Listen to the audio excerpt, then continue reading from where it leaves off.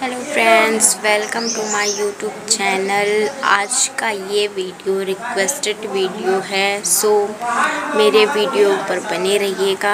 आज के इस वीडियो में आप लोग को बताने वाली हूँ कि होली क्यों मनाई जाती है। सो get started my video. Please video पे बने रहिएगा और अच्छा लगे प्लीज़ कमेंट ज़रूर कीजिएगा।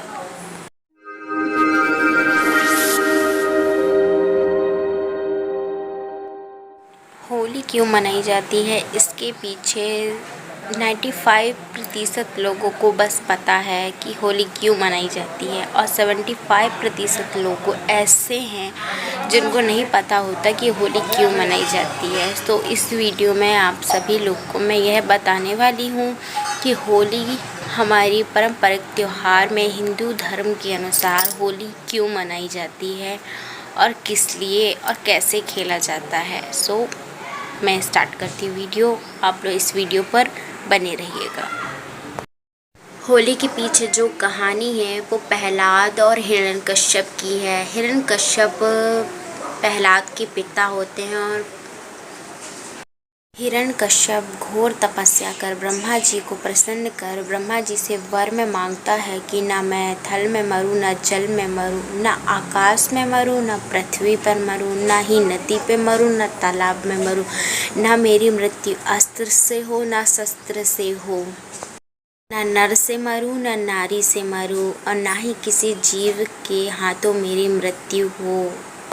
तरह वह अमरता का वरदान प्राप्त कर लेता है, परंतु उसे अहंकार आ जाता है कि मैं अब बलशाली और अमर हो चुका हूँ। उसका यह अहंकार बहुत देर तक नहीं टिकता कि अहंकार को नष्ट करने के लिए भगवान विष्णु जी ने अपने भक्त प्रहलाद को उसका पुत्र बनकर भगवान विष्णु जी ने अपने भक्त प्रहलाद को उसके घर उसके पुत्र बनकर भेज दिया था, जो कि प्रहलाद विष्णु जी का परम भक्त था। हिरण्यकश्यप अहंकार में आकर वह भगवान की पूजा, भगवान विष्णु जी की पूजा ना कर वह खुद की पूजा सब लोगों से करवाने लगा और नगरवासियों से ढिंढोरा पिटवा दिया कि सब लोग मेरी पूजा करें। परंतु सब नगरवासी उसकी पूजा तो करते थे, परंतु खुद उसका पुत्र प्रहलाद भगवान विष्णु जी की पूजा करता था और भगवान विष्णु जी से उसके पिता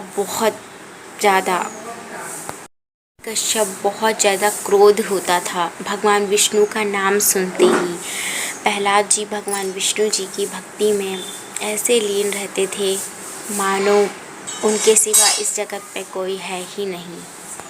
तरह हिरण्यकश्यप ने अपने पुत्र को कहा कि तू मेरी पूजा कर, भगवान विष्णु की पूजा छोड़ दे, पर प्रहलाद नहीं माने और उन्होंने भगवान विष्णु जी की पूजा करना नहीं छोड़ा। जब हिरण्यकश्यप के समझाने पर भी प्रहलाद नहीं समझे तो हिरण्यकश्यप ने साजिश रची अपने पुत्र के ही खिलाफ। उन्होंने कई तरह के प्रयास किए प्रहलाद को मारने के लिए। फिर हिरण्यकश्यप ने अपनी बहन होलिका को भेजा प्रहलाद को मारने के लिए, पर होलिका कौन थी? होलिका हिरण्यकश्यप की बहन थी, प्रहलाद की बुआ। होलिका को यह अहंकार था कि उस होलिका को यह वरदान प्राप्त था कि उसको अग्नि जला नहीं सकती थी, पर उसका यह अहंकार व्यर्थ था। प्रहलाद को जब वह गोद में लेके बैठी थी उसका वह अहंकार भी चूर चूर हो गया, क्योंकि कभी अहंकार टिकता नहीं। जब रावण का अहंकार नहीं रहा तो फिर होलिका का कैसे रहता? उसका भी अहंकार को चूर चूर तो होना ही था। इस तरह प्रहलाद को जब गोद में लेके होलिका बैठ गई तो होलिका को जो वरदान प्राप्त था कि वह अग्नि से जल नहीं सकती थी, जिस अग्नि को जलाने मतलब प्रहलाद को जलाने के लिए बैठी थी वो खुद ही उस अग्नि में जलकर भस्म हो गई। इस तरह होलिका जब जलकर राख हो गई, जब हिरण्यकश्यप को पता चला कि मेरी बहन राख हो गई, उसे बहुत क्रोध आया। तो भगवान विष्णु जी को बहुत जी के भक्त प्रहलाद को बड़ी प्रसन्नता हुई कि इसका अहंकार तो चूर चूर हुआ। हिरण्यकश्यप ने अपने पुत्र प्रहलाद से पूछा तू उस भगवान विष्णु की पूजा क्यों करता है। तो हिरण्यकश्यप ने जब यह प्रश्न किया अपने पुत्र से, तो पुत्र प्रहलाद ने कहा कि मैं भगवान विष्णु की भक्ति में इसीलिए लीन हूँ क्योंकि उनसे बड़ा इस संसार में कोई नहीं है। वह अपनी पदवी भक्त को ही देते हैं और आप अपनी पद खुद मानते हैं। वह भक्त को मानते हैं और आप अपनी पद खुद को मानते हैं, इसीलिए वह सर्वस्व हैं।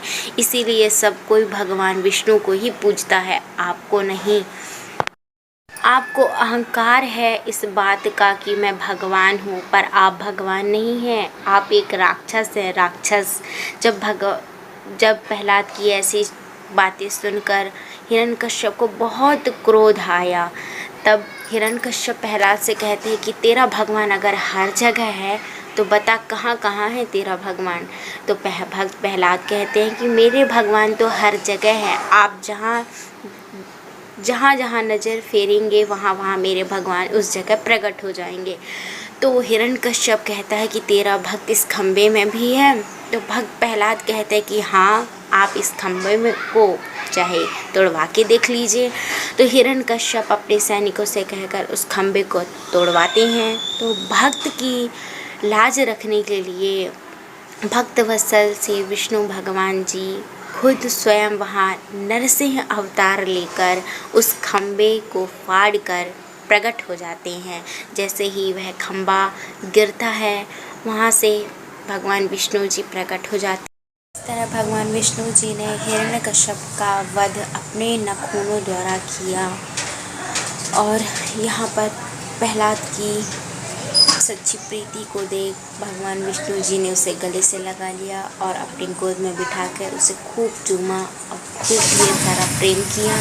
इस तरह होली की कहानी यहीं पर समाप्त होती है। आप सभी को यह कथा कैसी लगी कमेंट करके प्लीज़ मुझे बताइएगा, खुशी होगी। और अगर आपको वीडियो अच्छा लगा हो तो मेरे चैनल को प्लीज़ सब्सक्राइब कर लीजिएगा। नए हो तो प्लीज़ मेरे वीडियो को सब्सक्राइब कर बेल आइकन को प्रेस कर लीजिएगा। बेल आइकन को प्रेस कर नोटिफिकेशन ऑन कर लीजिएगा ताकि मेरी हर वीडियो आप सभी तक पहुंचती रहे। तो मिलते हैं एक नेक्स्ट वीडियो तब तक के लिए बाय, टेक केयर एंड आप सभी लोग अपना ख्याल रखिएगा। धन्यवाद।